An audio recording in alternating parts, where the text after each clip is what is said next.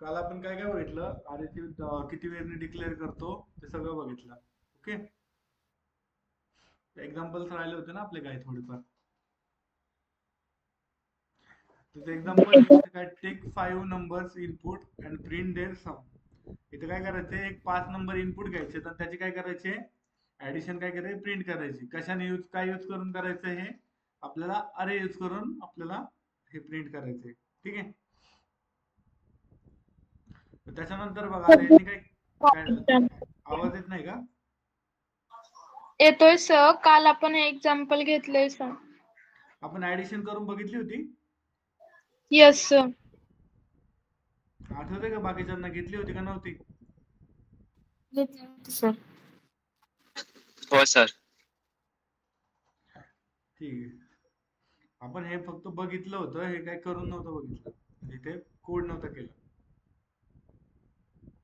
दिसतंय का?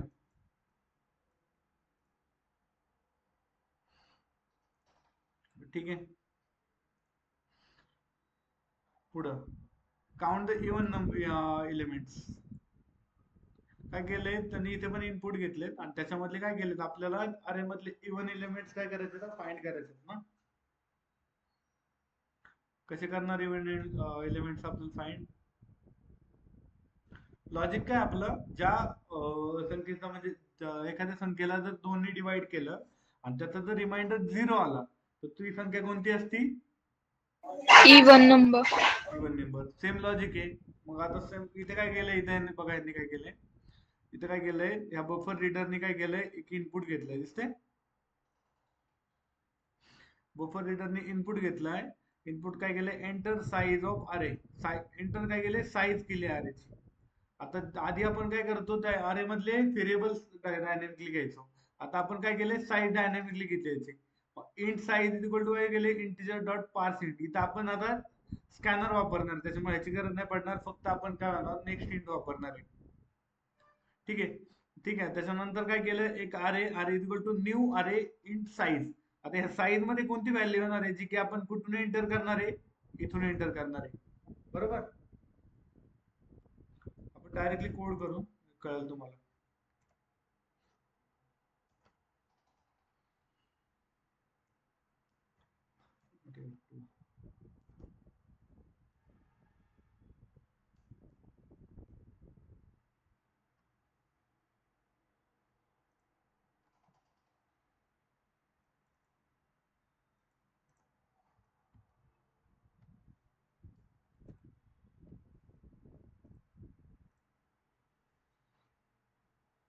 आता आपल्याला अरेची साईज घ्यायची ना.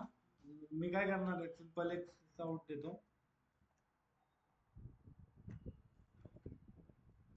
सिस्टम डॉट आउट ऑफ बिंडल मध्ये काय पास करायचं आपल्याला,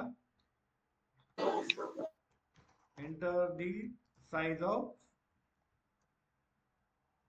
अरे. ठीक आहे. हे कशात टाकायचंय, डबल कोट्स मध्ये. ऍज इट इज प्रिंट झालं पाहिजे ना.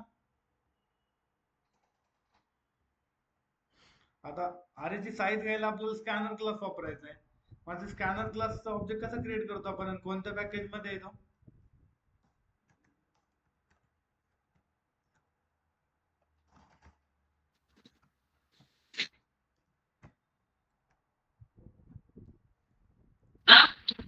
कर्ली ब्रॅकेट ना.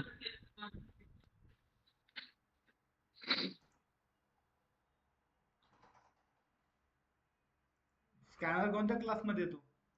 युटिल पॅकेज मध्ये सर. युटिल जावा पॅकेज मध्ये येतो ना. आता मला इंटिजर घ्यायचंय इनपुट. इथे इंटिजरच घेतलंय ना. अरे न्यू साईज आपल्याला इंटिजर मध्ये द्यायला लागेल ना, फ्लोट मध्ये जाईल का? Integer. Int size is equal to sc dot. Integer घ्यायला स्कॅनरची कोणती मेथड आहे, नेक्स्ट इंट. Next int. ते जर स्ट्रिंग घ्यायची असेल तर स्ट्रिंग साठी कोणती होती, नेक्स्ट लाईन. Next line. ठीक आहे. आपल्याला आता इंटिजर घ्यायचं आहे ना, तर इंटिजरचं नॉर्मल मी स्कॅनरची वापरतो मेथड.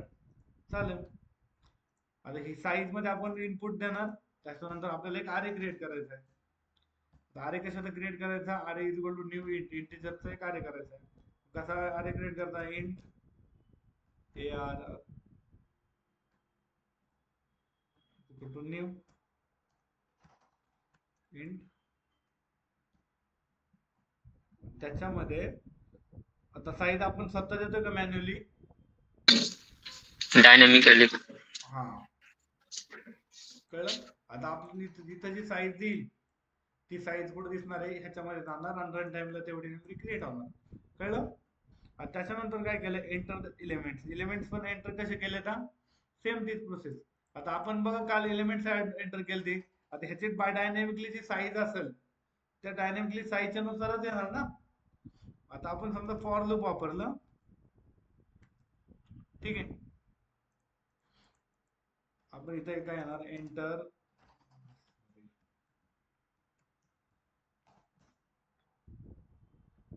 आता आपल्याला काय करायचं? अरेच्या व्हॅल्यूज टाकायच्यात ना.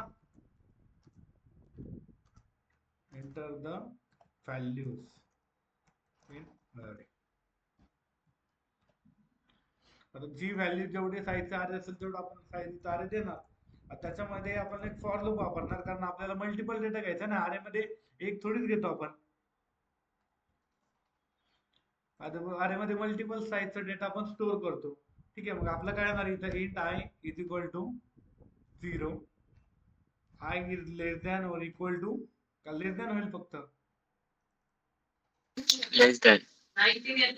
अरेची जी साईज देऊ आपण ती साईज त्याची कसं असेल? अरे डॉट लेंथ, ठीक आहे. आणि आय काय होणार? प्लस प्लस होणार. त्याच्यानंतर आता ज्या वेळेस अरे घेत जा त्याच्यानंतर आपल्याला परत साईज द्यायची ना. ARR I is equal to काय येणार इथं? आता काय लिहितं? इनपुट घ्यायचं ना.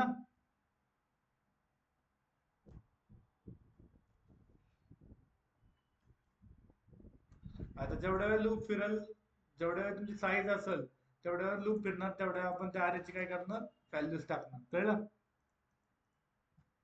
इथं मी तेच केलंय बाबा, फक्त त्यांनी रीड लाईन मेथड वापरली, आपण स्कॅनर क्लास सुरू घेतला. कळलं? Yes sir. आता काय करायचे? काउंट करायचे ना इव्हन नंबर किती आले. आता बरोबर आहे, आपल्याला काउंट पण झालं पाहिजे ना.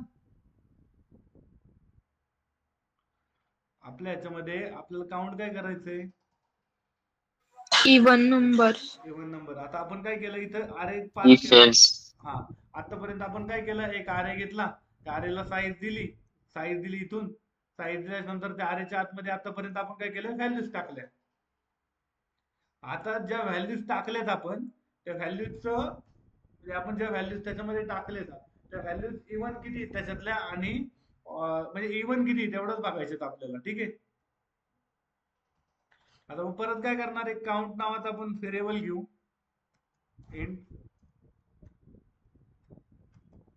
काउंट, ठीक आहे. त्याला इनिशियलाइज पण करावं लागेल.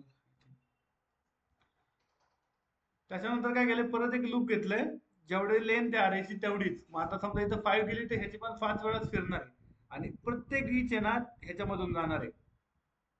आता सांगतो मी कसं चालतं ते. For int I 0, I is less than dot length.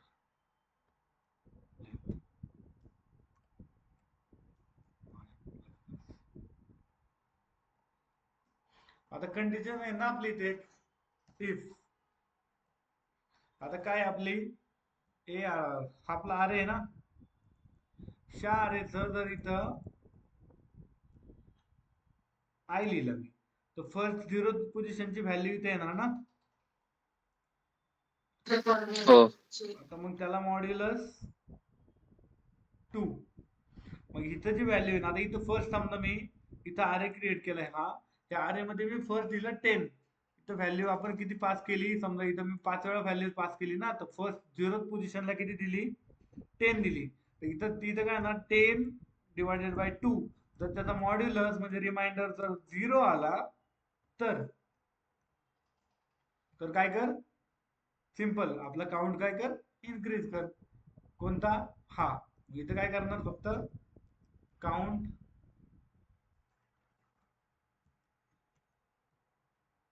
Plus plus. आता ह्या प्लस प्लसचा काय अर्थ आहे, काउंट आधीची value, count is equal to count अधिक 1. कळलं? आधी काउंट किती आपला 0, मग 0 प्लस इथं किती होणार, एकदा आलं म्हणजे 1 ऍड होणार, परत इथून वर गेलं परत काय होणार, इथं 1 होणार, 1 प्लस 1 2, म्हणजे प्रत्येक वेळेस व्हॅल्यू किती होणार, एकने वाढत जाणार ना. ह्याचा शॉर्ट फॉर्म म्हणजे आपण काउंट प्लस प्लस वापरतोय. कळलं? त्याच्या पुढे काय केलंय, सिंपल सिस्टीम डॉट आउट काय काउंट काय केलंय, प्रिंट केलंय. ज्यावेळेस सगळे लूप्स एंड होतील त्यावेळेस काय केलंय, काउंट किती आपला तो प्रिंट केलाय. सिंपल, ठीक आहे. रन करून बघतो मी.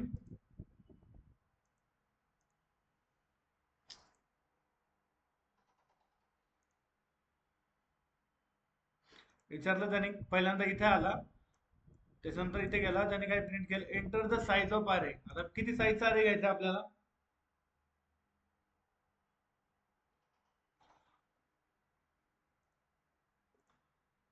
आवाज येतोय का तुम्हाला? या 5. 5 साईजचा अरे घेतला, ठीक आहे. एंटर केलं. आता काय आलं, त्याने 5 सबचा अरे घेतला, एक अरे क्रिएट पण केलं, ठीक आहे. ही साईज ह्याच्यामध्ये गेली. आता इथे एक अरे क्रिएट झाला, अरे क्रिएट झाले, त्याच्यानंतर साईज किती घेतली त्याची, त्याने 5 घेतली. मग आता आपण इथं 5 पास केली ना, मग इथे साईज किती पास झाली, 5. आता काय होणार, परत इथे आलं, इथे आल्याच्या नंतर अरे क्रिएट झाला, इथे आल्याच्या नंतर तिथे काय केलं त्याने, आता आपल्याला विचारलं की एंटर द व्हॅल्यू इन अरे. आता किती व्हॅल्यूज आपल्याला पास करावं लागतील इथं, 5. 5. मी करतो 20, 25, 52, 45, एंटर झालं. आता त्याच्यानंतर त्याने काय केलंय, प्रिंट. आता हा अरे आपण टाईप केला, आता ह्याच्यामध्ये तो इथं गेला, सेव्ह केला अरे, इथे आला, ह्या लूप, हे लूप चाललं अख्खं, हे लूप चालल्यानंतर लूप मध्ये काय झालं, चेक केलं सगळं अरे, आणि अरे चेक केल्याच्या नंतर काउंट केलं, काउंट किती झालं, 3. आता बघा तुम्ही ह्या आपल्या मध्ये इथं काय केलं, हा काउंट प्रिंट केला, ठीक आहे. आता आपल्या ह्याच्यामध्ये ना असे 3 संख्या आहेत का, की बाबा त्या 2ने त्याला डिवाइड होतो. जर 20 ला 2 ने डिवाइड केलं तर रिमाइंडर 0 येतो का, येस सर. 25 ला केल्याच्या नंतर येतो का, नाही. 52 ला, येस. आणि परत 48 ला. येस. येस. किती झाले, 3 संख्यांना आपण हे केल्याच्या नंतर हे होतं. आता मी परत हे करतो,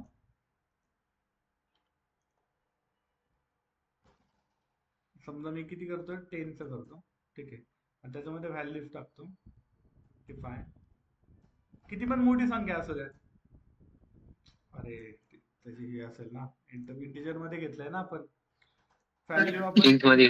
हा तेवढीच टाकू शकतो ना, मोठी व्हॅल्यू नाही टाकू शकतो.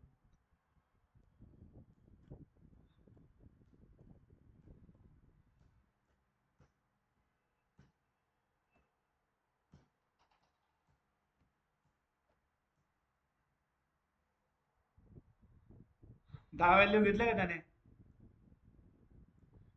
आणि त्याच्यातली एकच कोणती संख्या आहे, ती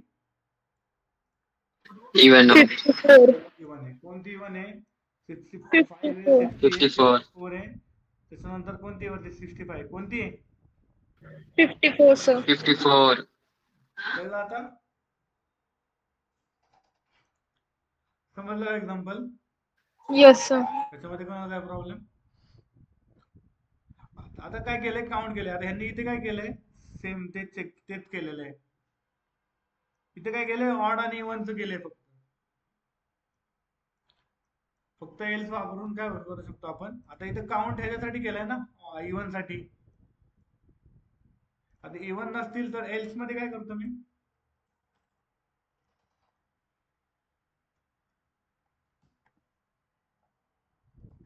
आपण अजून एक काउंट घेऊ इथं. समजा मी काउंट आहे ना, हा काय करतो, इवन काउंट करतो. इवन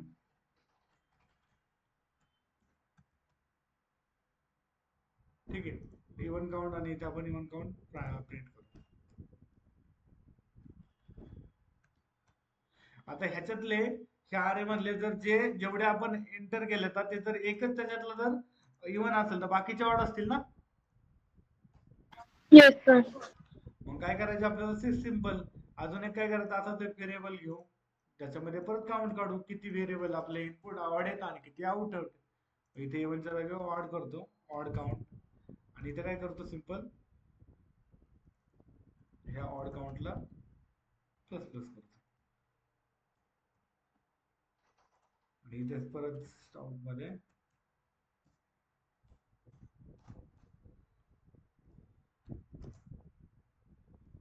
ऑड काउंट इज आणि प्लस. आता इथे हे ऍज इट इज प्रिंट होणार, तर ऑड काउंट इज आणि प्लस करायचं, प्लस आणि आपलं काय, आपला ऑड काउंट फक्त ऑड कळलं. इथं व्हॅल्यू पास होणार आणि हे ऍज इट इज एवढं प्रिंट होणार आहे डबल कोट्स मधलं. आता परत साईज विचारल, इथं 5 घेतो परत. आता 5 मेंबर ऍड करतो मी, 20,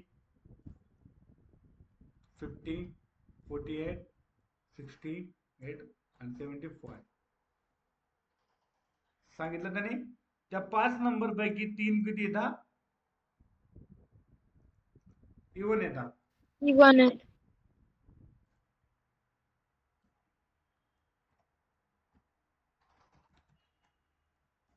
इवन काउंट.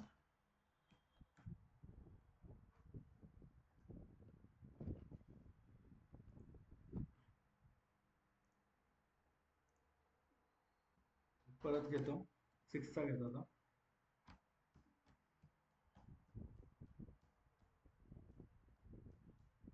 झालं. इवन किती त्यातले 1 आहेत आणि ऑड किती आहेत बाकीचे 4, नाही सॉरी 5 आहेत ना. 6 चा घेतला होता आपण. साईज आपण 6 दिली ना. हो. ठीक आहे. आणि त्याच्यानंतर इंटरनल ऑफ अरे. अरे इंटरनली कसं वर्क करतो ते बघा. हा पॉइंट इम्पॉर्टंट आहे जरा. इंट ARR हा अरे डिक्लेअर केला आपण. हा कोणता अरे आपला, 3 मेथड्स होत्या आपल्या अरे डिक्लेअर करायच्या. हा कोणता अरे डिक्लेअर करायचा, कोणती मेथड आहे? Directly value pass. डायनॅमिकली आपण ते ऑटोमॅटिकली व्हॅल्यू हे करता येते, बरोबर. ठीक आहे. मग आता हे काय, जावा मध्ये इंटरनली अरे हा एक क्लास आहे व वरील एक्झाम्पल मध्ये अरे हा इंटिजर टाइपचा अरे, हा इंटिजर टाइपचा अरे ना. हो सर.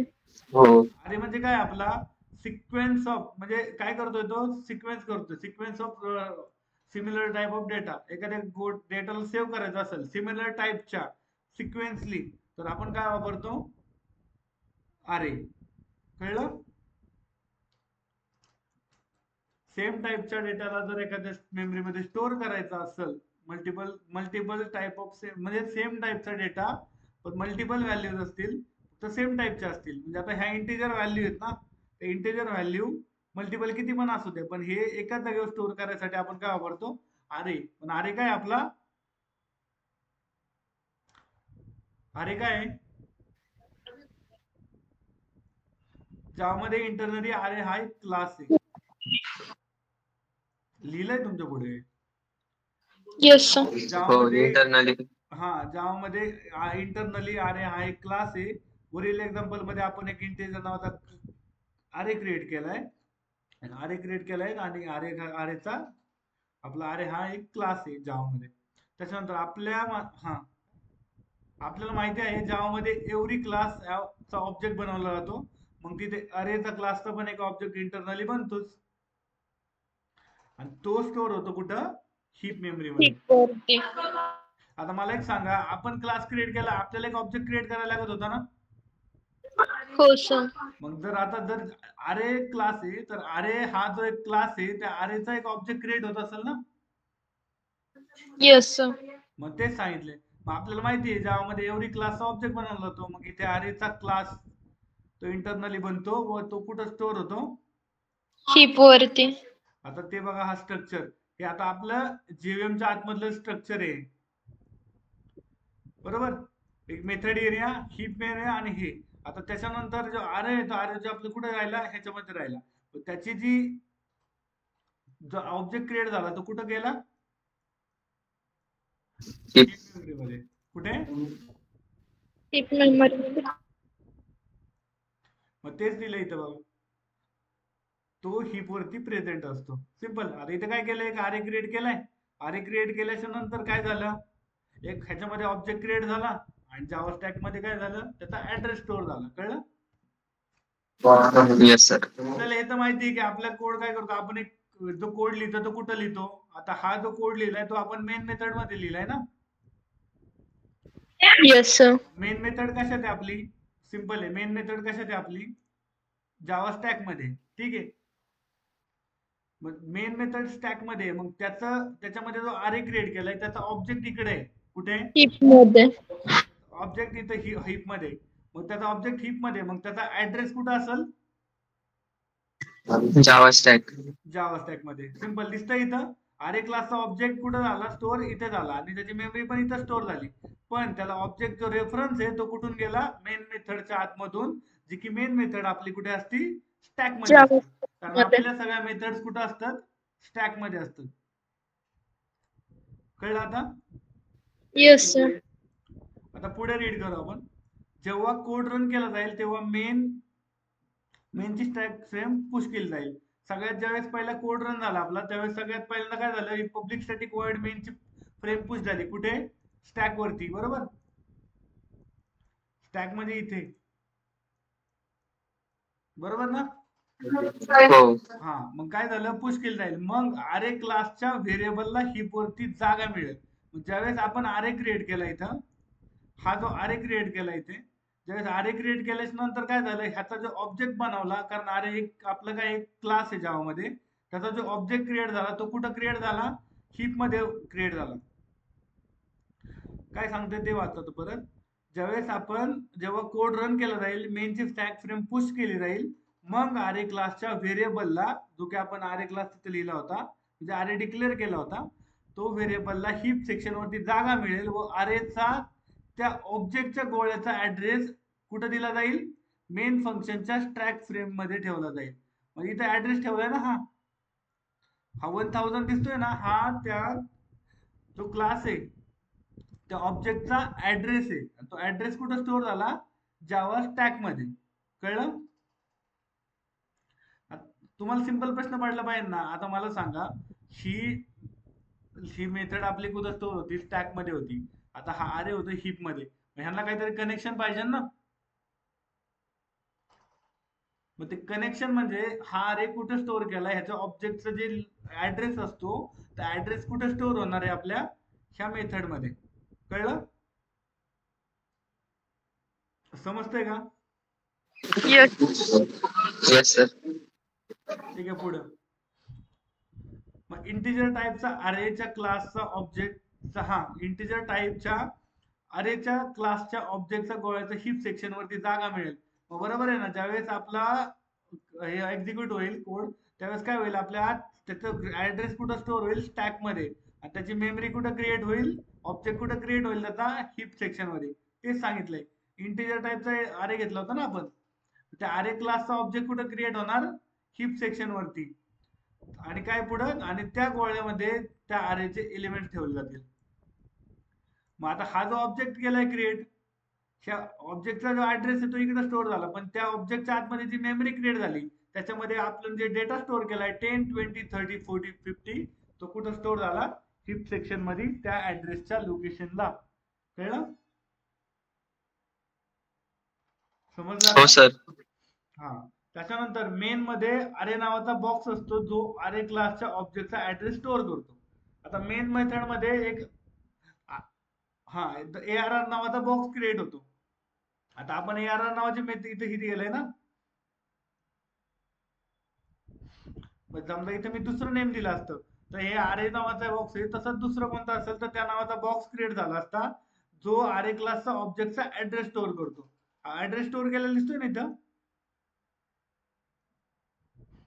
ही मेन मेथड आहे, सिंपल लक्षात ठेवा. त्याच्यामध्ये हा ऍड्रेस स्टोअर केलाय. ते काय सांगतंय, मेन मध्ये आपला जो अरे नावाचा, म्हणजे ज्या अरेचं नाव आहे त्या अरेच्या नावाचा बॉक्स क्रिएट होतो, तो जो अरे क्लासच्या ऑब्जेक्टचा ऍड्रेस स्टोअर करतो.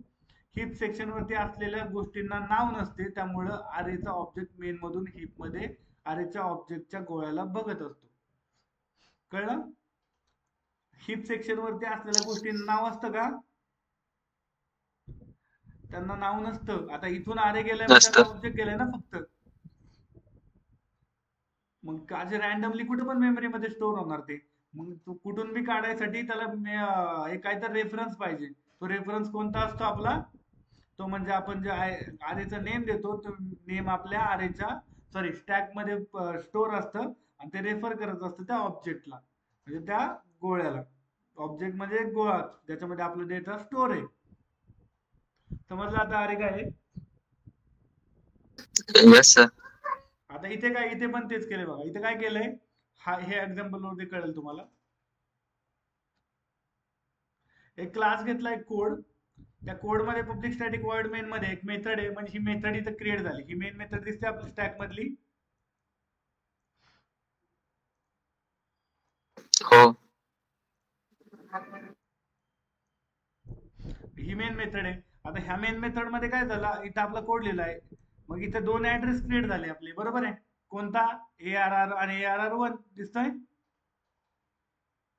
ही लाईन बघा. आता काय, मेन मध्ये ARR नावाचा बॉक्स असतो, जो अरेच्या क्लासच्या ऑब्जेक्टचा ऍड्रेस स्टोअर करतो. आता हे दोन अरे आहेत आपले, ARR1 आणि ARR1 आणि ARR, बरोबर आहे. हे दोन अरे येतात.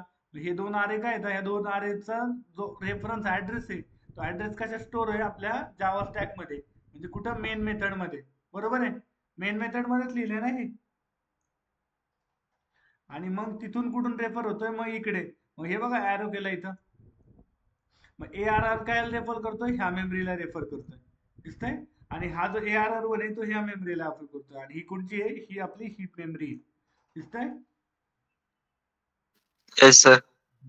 आता खालची लाईन, आता जावा मध्ये प्रत्येक गोष्ट ही ऑब्जेक्ट आहे व प्रत्येक ऑब्जेक्टला एक युनिक नंबर असतो, बरोबर. आणि तो आपण कशाने बघतो, system dot hash code. Hash code. मग ARR0 चा जर हॅश कोड बघितला तर ही व्हॅल्यू किती येणार, 100. 100 चा जो हॅश कोड आहे तो स्पेसिफिक 100 चा वेगळाच असणार आहे. याने आपण तो नंबर बघू शकतो. कळलं? Yes sir. आता कळलं हॅश कोडचा ऍक्च्युअल कन्सेप्ट काय आहे. हो. स्पेसिफिक नंबरचं काहीतरी असेल ना, की बाबा नंबरचं काहीतरी, कारण त्याला सगळे सारखेच येतात. मग हॅश कोड त्यांना कोड असतो, हॅश कोड. आपण व्हेरिएबल कंपॅरिझन करतो, किंवा एक ची व्हॅल्यू आणि दोन ची व्हॅल्यू इज इक्वल टू करतो, बरोबर आहे ना. हो. ऍक्च्युअल आपण दिलेली व्हॅल्यू मॅच होतच नसती. ऍक्च्युअल व्हॅल्यू कोणती मॅच होत असती, जी तुम्ही दिलेली ती, त्याचा हॅश कोड आणि ह्याचा हॅश कोड हा सेम असेल तर तिथे काय करणार, सेम सांगणार. जर त्याचा आणि ह्याचा हॅश कोड, कारण हॅश कोड हा युनिक कोड असतो प्रत्येक ह्याचा. समजा इथं 10 आहे ना, तर ह्या 10 चा हॅश कोड वेगळा असणार आहे, सॉरी 100 चा. इथं 200 आहे, ह्याचा 200 चा वेगळा असणार आहे, 300 चा वेगळा असणार आहे. 300 तुम्ही किती पण वेगळा वापरा, तर आयडेंटिटी हॅश कोड कोणता असणार आहे, सेमच असणार आहे. कळलं? आणि ह्या मेथडने आपण तो बघू शकतो. आता पुढे वाचा. अरे क्लासच्या, हा, अरेच्या क्लासचा ऑब्जेक्टचा गोळा हिप सेक्शन वरती बनतो व त्याचा ऍड्रेस मेन मध्ये आपल्या ARR बॉक्स मध्ये ठेवला जातो, बरोबर. तेच त्या ऑब्जेक्ट मध्ये आपल्याला अरे असतो, ज्यामध्ये प्रत्येक एलिमेंट साठी एक ऑब्जेक्टचा गोळा तयार केला जातो व त्या एलिमेंटच्या ऑब्जेक्टच्या गोळ्याच्या ऍड्रेस ओरिजिनल गोळ्यामध्ये काय, हा, त्या ऑब्जेक्टच्या गोळ्याचा ऍड्रेस, म्हणजे त्या ऑब्जेक्टचा ऍड्रेस ओरिजिनल गोळ्यामध्ये ज्याच्या ज्याच्या एलिमेंटच्या पोझिशनला स्टोअर केला जातो. आता समजा याचा अर्थ काय आहे, की इथून ऍड्रेस गेलाय, इथे गेला. आता हा ह्या, समजा ह्या अरेची साईज तुम्ही दिली, किती दिली आहे, 3 4 5 दिली. इथं मेमरी क्रिएट झाली, त्यांनी काय केलं, एक लोकेशन, एक ऑब्जेक्ट क्रिएट केला. त्या ऑब्जेक्ट मधून काय केलं, एक मेमरी क्रिएट केली. त्या मेमरी मध्ये किती स्टोअर केले, 5. ह्या मिनिंगचा तोच अर्थ आहे.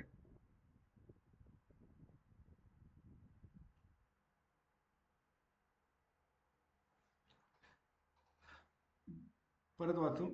ऑब्जेक्ट मध्ये आपला अरे असतो, त्यामध्ये आपण एलिमेंट साठी एक ऑब्जेक्ट गोळा तयार केला जातो. त्या एलिमेंटच्या ऑब्जेक्टच्या गोळ्याचा ऍड्रेस ओरिजिनल गोळ्यामध्ये जातो, त्याच्या एलिमेंटच्या पोझिशनला स्टोअर केला जातो. मग ज्या एलिमेंट ऍड्रेस आहे त्या ऍड्रेसचा जे डेटा दिलाय तो त्याच्या पोझिशनला जाऊन स्टोअर होतोय. आता इथे जर झिरो केला तर त्या झिरोची व्हॅल्यू कोणती आपली, ती कुठे गेली, इथे गेली. आणि ती इथे कुठे झिरो, फर्स्ट हा झिरो इंडेक्स आहे, तुम्हाला दिसतंय ना का, झूम करू मी. हा झिरो इंडेक्स आहे पहिला, हा 1, हा 2, हा 3 आणि हा 4. कळलं? Yes sir. मग त्याच्या ऍड्रेसला स्टोअर झालं, ते सांगायचं त्यांना, बाकी काय नाही. त्याच्यानंतर काय, कारण जावामध्ये प्रत्येक गोष्ट ही ऑब्जेक्ट असते. कळलं? गोळ्यामध्ये त्याच्या एलिमेंटच्या पोझिशनला स्टोअर केला जातो. जर आपल्या अरेचे एलिमेंट सेम असतील तर त्या दोन अरेचे दोन सेपरेट गोळे बनतील. कळलं? हो. त्याचं काय अर्थ आहे?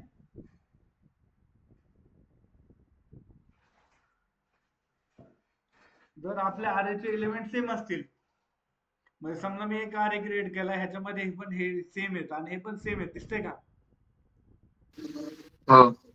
10, 20, 30, 40, 50 आणि 10, 20, 30, 40, 50 ह्याच्यातले एलिमेंट्स काय येतात?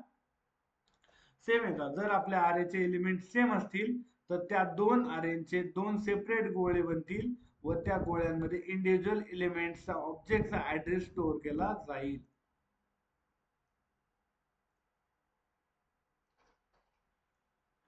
कळलं?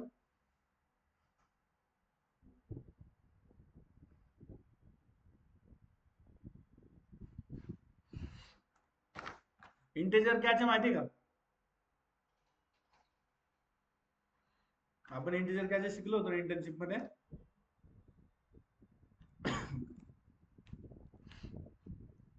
परत वाचतो मी, परत बघायचं समजतंय का. जर आपल्या अरेचे एलिमेंट सेम असतील तर त्या दोन अरेचे दोन सेपरेट गोळे तयार होतील व त्या गोळ्यांमध्ये इंडिव्हिज्युअल एलिमेंटच्या ऑब्जेक्टचा ऍड्रेस स्टोअर केला जाईल. हो.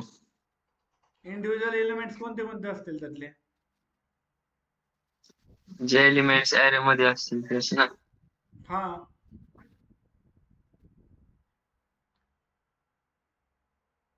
समजतंय का? परत रिपीट करू? मी रीड करतोय, तुम्हाला बघा समजतंय का फक्त. जर आपल्या अरेचे एलिमेंट सेम असतील तर त्या दोन अरेंचे काय झाले, सेपरेट गोळे बनले. सेपरेट बनतील म्हणजे गोळे बनले म्हणजे काय झालं, ऑब्जेक्ट क्रिएट झाले. कळलं? म्हणजे ऍरे आणि ऍरे वन असं. दोन सेपरेट ऑब्जेक्ट क्रिएट झाले. दोन सेपरेट ऑब्जेक्ट क्रिएट झालेत ना इथं. हो. हाय आणि हाय. काय हो. समजायचं पुढं?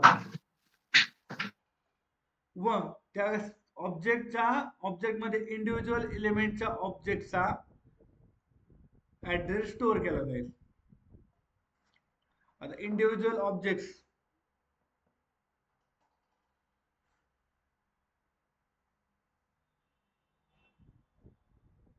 इंडिव्हिज्युअल एलिमेंट्स कोणते आहेत त्यातले?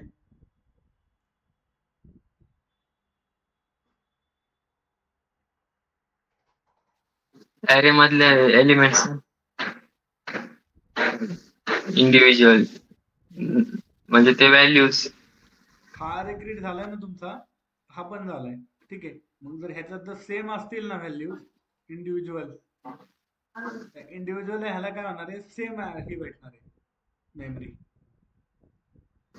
हो. आणि काय होणार आहे, त्या ह्या मेमरीच्या ऍड्रेस कशा स्टोअर होणार, ह्याच्यात जाणार, सेम रेफरन्स भेटणार. कळलं? हो. जर एलिमेंटची साईज 1 बाईट मध्ये बसण्याजोगी असेल तर त्या एलिमेंटच्या ऑब्जेक्टचा ऍड्रेस सेम असतो. कळलं? तर हीच लाईन आपण आधी बघितलं होतं, इंटिजर कॅचेचं बघितलं होतं. जर तुम्ही 10 व्हेरिएबल डिक्लेअर केले, int a is equal to 10, int a is equal to 10, int b is equal to 10, int c is equal to 10, म्हणजे असे व्हेरिएबल्स समजा इथे मी डिक्लेअर करतो.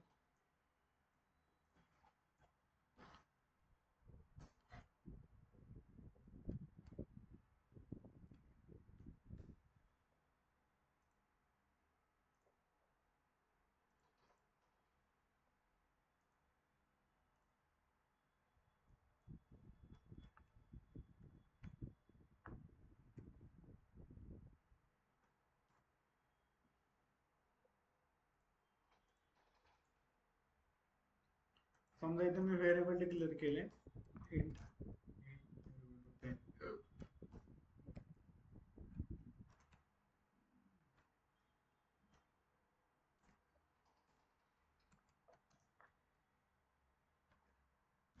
मला ते काय तिन्हीची व्हॅल्यू सेम आहे ना?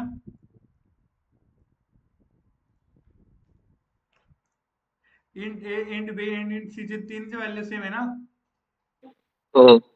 मग ज्यावेळेस तुमच्या कोड मध्ये ज्यावेळेस डेटा स्टोअर होतो, तर त्यावेळेस ज्यावेळेस डेटा स्टोअर होतो ना, तर तिथे हे होता जर एलिमेंटची साईज 1 बाईट मध्ये बसण्याजोगी असेल, आता ह्यांची साईज 1 बाईट मध्ये बसू शकते ना?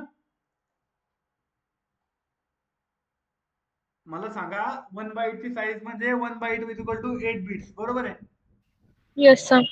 10 व्हॅल्यू 8 बिट्स मध्ये बसू शकते ना? त्यात 16 बिटची गरज आहे का? नाही. आता तुम्हाला आता आठवतंय का 2 to 0 2 to 1 वगैरे? हो सर. 10 ही 1 बाईट मध्ये बसती. त्यांनी काय सांगितलंय ते बघा आता. जर एलिमेंटची साईज 1 बाईट मध्ये बसण्याजोगी असेल तर त्या एलिमेंटचा ऑब्जेक्टचा ऍड्रेस सेम असतो, कारण जेव्हीएम हा स्वतः मेमरी मॅनेजमेंटचं काम करतो. प्रत्येक ऑब्जेक्टला एक आयडेंटिटी नंबर दिला जातो, तो बघायसाठी आपण हॅश कोड वापरतो. मग ज्यावेळेस जेव्हीएम चेक करतो जर तुमच्या आता ह्याच्या कोडमध्ये सेम व्हॅल्यूज आहेत आपल्या, कुठे गेला तो कोड? हा, इथे सेम व्हॅल्यूज 10 20 30 40 50 10 20 30 40 आणि 50. मग जेव्हीएम काय करतो चेक करतो, मग सगळ्यांचे आता ह्याचे साईजचं सेमच आहेत ना, साईज 1 बाईट पेक्षा काय आहे ना बसायला वगैरे येतं सगळ्यांच्या, ह्या 10 20 ह्या साईज बसतात सगळ्यांच्या मध्ये. मग जर 1 बाईट मध्ये बसत असतील म्हणजे 8 बिट्स मध्ये बसत असतील तर त्याचा ऍड्रेस काय असतो? सेम असतो, कारण जेव्हीएम स्वतः मेमरी मॅनेजमेंटचं काम करतो व प्रत्येक ऑब्जेक्टचा आयडेंटिटी एक नंबर दिला जातो. मग प्रत्येक आता समजा 10 आहे ना, तर 10 ला एक आयडेंटिटी व्हॅल्यू असते, ती एक आयडेंटिटी व्हॅल्यू सगळ्या 10 साठी सेमच असते. मग काय होणार, एक अशी व्हॅल्यू दिली जाणार त्याला जी सगळ्या 10 साठी सेम असणार. मग काय होणार, तशी बघायची असेल तर आपण कसं बघणार, आयडेंटिटी हॅशकोड डॉट ARR 0 ही मेथड वापरली जाते, ज्याच्यावरून आपण ओळखू शकतो की गोळे सेम बनलेत की वेगवेगळे. ठीक आहे, आता आपण ते जो कोड लिहिला होता तो करून बघू. ठीक आहे, आता ह्याचा हॅश कोड चेक करायचा असेल समजा आपल्याला,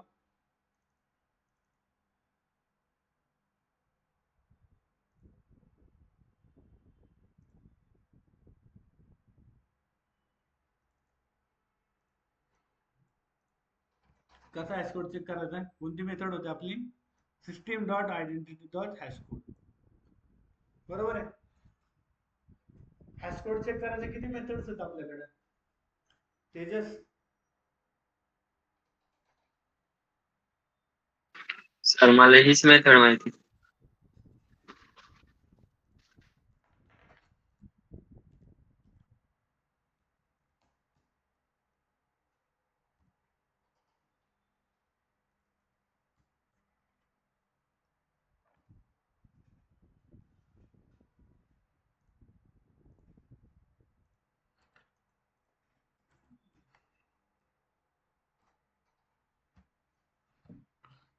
हे बघा एवढ्या मेथड्स येतात, प्रिंट स्ट्रीम, या सगळ्या सिस्टीम क्लासला सपोर्ट करणाऱ्या मेथड झालं.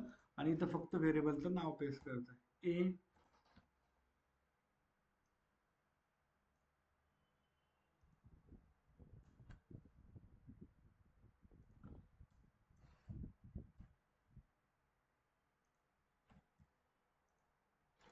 हॅश कोड सेम यायला पाहिजे ना, चेंज यायला पाहिजे.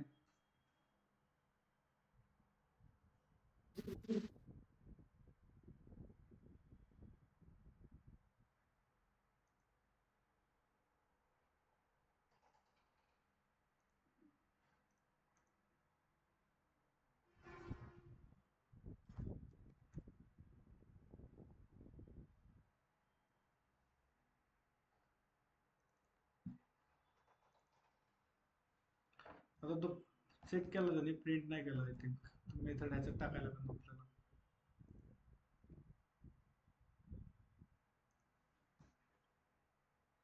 ते कशात टाकायला लागेल? System dot out dot print.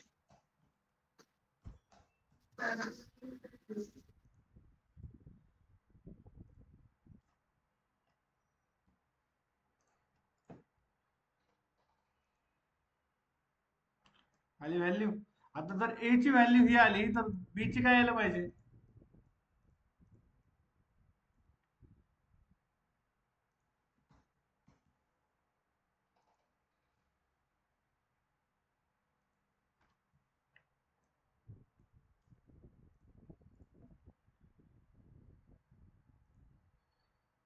आल्या तिन्हीची व्हॅल्यू सेम. हो. आता आता ज्यावेळेस कंपॅरिझन होतं ना की बाबा आपण बघा असं करतो, इफ स्टेटमेंट वापरलं मी, ए इज इक्वल टू बी, ठीक आहे. आणि काय लिहितो आपण सिस आउट मध्ये, the numbers are equal, ठीक आहे. आता ज्यावेळेस हे वापरतो त्यावेळेस हे फंक्शन काय करतं माहिती आहे का तुम्हाला? ए चा हॅश कोड बी चा हॅश कोड चेक करतं. जर हॅश कोड सेम असेल तर ठीक आहे, हॅश कोड जर वेगळा असेल तर ते काय करणार आहे, इथे येतं आणि हे काय करणार, कंडिशन सॅटिस्फाय झाली तर आता हे कंडिशन सॅटिस्फाय होणार आहे. 10चा आणि याचा हॅश कोड सेम आहे ना, बघा 10 72 40 68 सॉरी 86 आणि 73 सेम आहे ना, खाली 10 72 40 86 आणि 73 चेंज आहे का? मग होणार आहे कंडिशन सॅटिस्फाय झाली. Numbers are equal. Value check होतच नाही, त्याचा हॅश कोड चेक होतो. कळलं? तेच लिहिलं इथं बघा. जर इलेमेंटची साईज 1 बाईट पेक्षा बसायचं असेल, जर साईज त्याची 1 बाईट पेक्षा कमी असेल किंवा 1 बाईट एवढी असेल तर इलेमेंटच्या ऑब्जेक्टच्या गोळ्याचा ऍड्रेस सेम झाला असतो, म्हणजे त्या दोन्हीचा ऍड्रेस सेम होणार. सिंपल सांगतो, इथं जे हे डबल क्रिएट झालते ना, तर ह्याचा ह्या आरेचा हा पण आणि हा पण हा ऍड्रेस सेम राहणार का? तर त्याचं काय आहे, त्याच्यातले एलिमेंट जे आहेत ना ते कॉमन आहेत आपले. कळलं? मेन त्याच हे होतं. आता ही असाइनमेंट आहे, ह्या असाइनमेंटचा फोटो काढून घ्या, अदरवाईज मी तुम्हाला पाठवतो व्हॉट्सअपला. ही असाइनमेंट कम्प्लीट करायची तुम्हाला.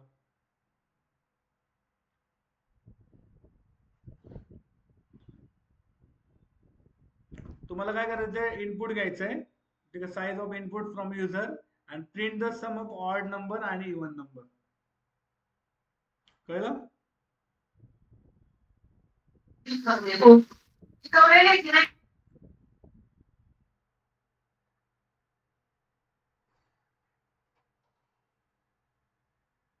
अरे मध्ये काही प्रॉब्लेम आहे का आतापर्यंत? राईट डाऊन करून घ्या, नोटबुक असेल ना? Yes sir. जो वरचा क्वेश्चन आहे ना तो राईट डाऊन करून घ्या. Take a size of elements from user, print the sum of odd elements. Odd element जेवढे असतील तुमच्या ह्याच्यामध्ये, जो अरे पास करताल तुम्ही, तो अरे समजा 10 साईजचा आहे तर 10 साईज मध्ये जेवढे देताल त्याच्या जे जे ऑड येतात त्या ऑडची काय करायची, फक्त ऍडिशन करायची. लिहिला?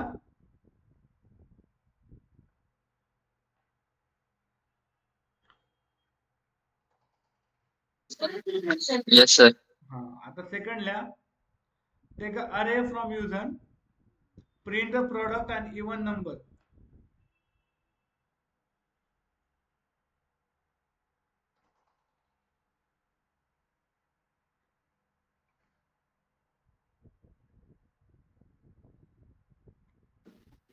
येस सर लिहिला. हा पुढे घ्या. टेक अरे from user, print the elements of odd index. याचा अर्थ कळलं का? एक अरे घ्यायचा आहे, म्हणजे आपल्याकडून म्हणजे स्कॅनर क्लास करून एक अरे क्रिएट करायचा आहे आणि प्रिंट करायचं एलिमेंट्स. जर समजा तुम्ही एक एलिमेंट टाईप केला, print the elements of odd index, एखादा ऑड इंडेक्स म्हणजे आपण एखादा इंडेक्स केला, म्हणजे इंडेक्स पास केला, तर ते पास केल्याच्या नंतर ते जाणार चेक करणार तो नंबर आहे ऑड आहे का इव्हन आहे, त्याचं लॉजिक लावायचं तुम्हाला. कळलं? बघा इथे लावलंय मी. ARR चेक केलंय, आणि जर असेल तर ऑड इंडेक्स डायरेक्टली प्रिंट कर त्याचा. कळलं? Yes sir. तर पुढचं टेक अ कॅरेक्टर अरे from user and print the vowels. हा क्वेश्चन इम्पॉर्टंट आहे, हा क्वेश्चन इंटरव्ह्यू मध्ये पण विचारू शकतात. वॉवेल्स माहिती आहे तुम्हाला काय असतात? Yes sir. काय काय कोणते कोणते येतात? AEIOU. म्हणजे काय करायचे, कॅरेक्टर्स घ्यायचे तर त्या कॅरेक्टर्स मधले काय प्रिंट करायचे तुम्हाला?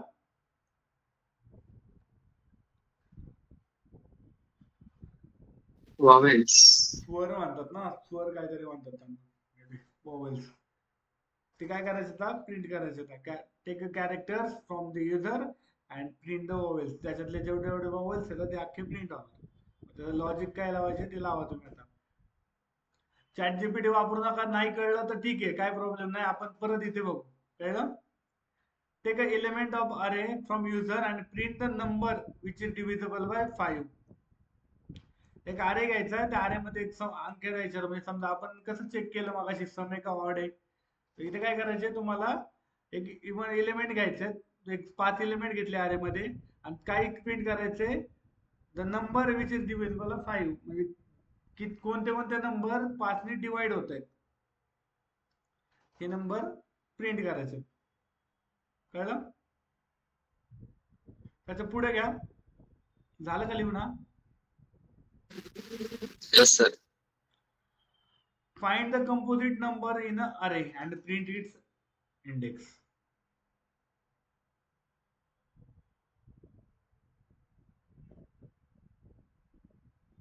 झालं? हो. त्याच्या खाली write to print the prime numbers index from the array.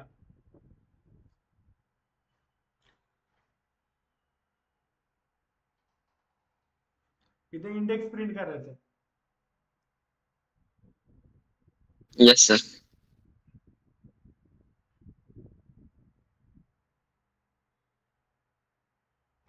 आणि हा एक reverse each element in the अरे.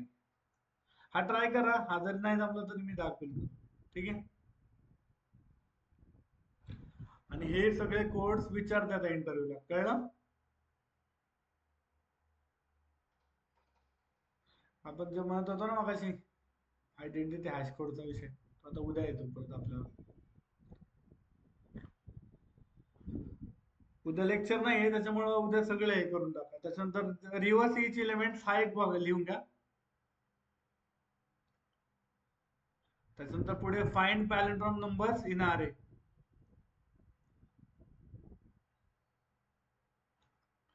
त्याच्या पुढे to print the Armstrong number असला.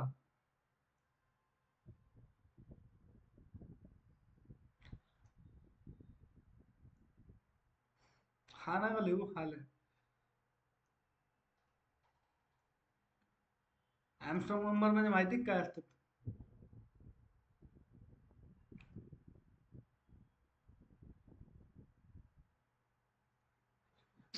Yes sir.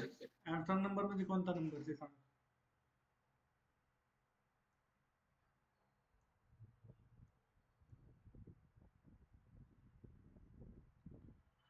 आर्मस्ट्रॉंग नंबर म्हणजे कोणते नंबर माहिती का?